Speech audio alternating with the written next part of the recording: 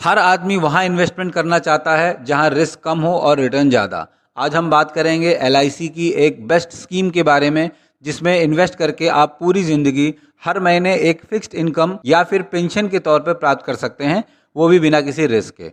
LIC की new Jeevan Shanti योजना एक एन्युटी प्लान है जिसमें आप लमसम अमाउंट एक बार पेमेंट करके हमेशा के लिए एक फिक्स्ड इनकम जनरेट कर सकते हैं। अगर आप अपना फ्यूचर सिक्योर करना चाहते हैं तो आप LIC न्यू जीवन शांति योजना में इन्वेस्ट करके मंथली पेंशन प्राप्त कर सकते हैं। LIC की न्यू जीवन शांति योजना में बाकी स्कीमों की जैसे मेडिकल एग्जामिनेशन की कोई आवश्यकता नहीं है।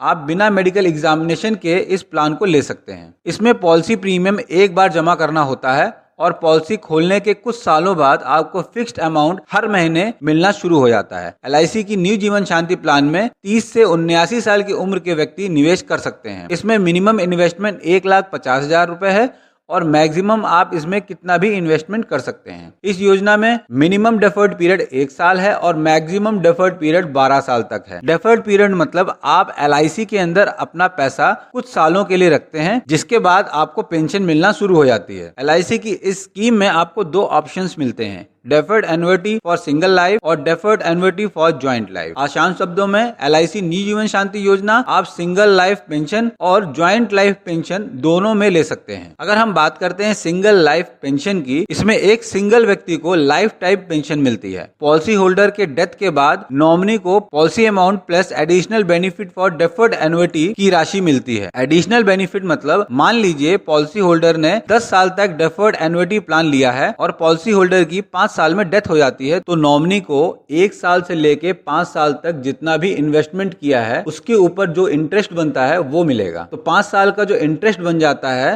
4,05,000 रुपीज, तो नॉमिनी को 4,05,000 रुपीज एडिशनल बेनिफिट के तौर पे मिलेगा। अब बात करते हैं ज्वाइंट लाइफ पेंशन प्लान की। इस प्लान को 2 व्यक्ति ले सकते हैं, जैसे कि हस्बैंड वाइफ, पेरेंट अपने बच्चों के साथ में। इसमें अगर एक व्यक्ति की मृत्यु हो जाती है तो दूसरे व्यक्ति को पेंशन मिलनी शुरू हो जाती है और दूसरे व्यक्ति की मृत्यु होने के बाद नॉमिनी को death benefit plus insurance cover मिल जाता है। चलिए इसको हम एग्जांपल से समझते हैं। अगर आप 50 साल की उम्र में इस स्कीम में एंटर करते हैं और इन्वेस्टमेंट आप 15 लाख का रखते हैं और डेफर्ड पीरियड 12 साल का रखते हैं, तो 62 साल बाद आपकी मंथली पेंशन हो जाएगी 17,500 रुपए। आप अपनी जो भी पेंशन है वो ईयरली, हाफ ईयरली, क्वार्टरली या फिर मंथली भी ले सकते हैं। अगर आप 10 लाख का इन्वेस्टमेंट कर रहे हैं तो आपकी मंथली पेंशन बनती है 11,400 रुपए। 20 लाख के इन्वेस्टमेंट पे 24,000 रुपए, 30 लाख के इन्वेस्टमेंट पे 35,000 रुपए, 40 लाख के इन्वेस्टमेंट पे 48,000 रुपए और इसी तरीके से अगर आप 50 लाख तक का इन्वेस्टमेंट करते हैं तो आपकी मंथली पेंशन बनती है 60,000 रुपए।